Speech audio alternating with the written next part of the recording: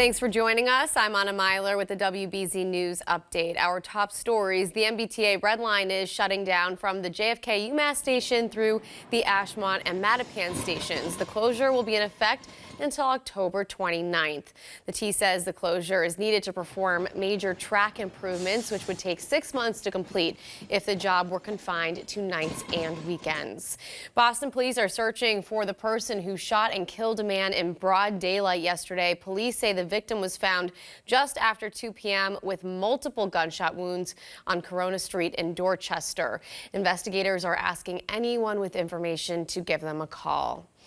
A man is facing several charges after a chase that ended at Dighton Police Headquarters. Officers say they tried to pull over this car for an expired registration yesterday.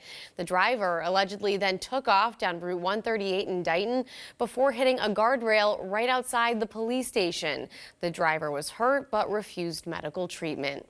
Now let's get a check of the forecast with meteorologist Jason Michael. And Jason, we are celebrating today because no rain on a Saturday. That's rare around here these days. It's a rarity indeed here, Anna. Good morning to you and good Saturday morning, everybody. We peel back the layers of clouds, at least across the Boston Metro this morning, from 40s, even some 50s, kind of sticking around through the better portion of the early morning hours. But look at this. We're going back into the mid to low 60s later on this afternoon, albeit with some extra cloud cover. Forecast highs today across the board here, ranging from 60 up to about 64, perhaps even hitting on 65 degrees, with the exception of Newport down south. They're likely to remain in the mid to upper 50s, courtesy of the extra rain shield that is going to be moving on in. Here's that futurecast as we roll the clock forward here. So we've got a pretty much of a breezy northwest wind that will be cruising in for the better portion of our Saturday afternoon. We'll stick with the cloud cover as this low moves offshore here, and it will likely bring with us some cooler winds that arrive overnight tonight through the early half of ours on Sunday. Once we get into the late morning hours for us on Sunday around 11 a.m., perhaps even hovering around noon hour,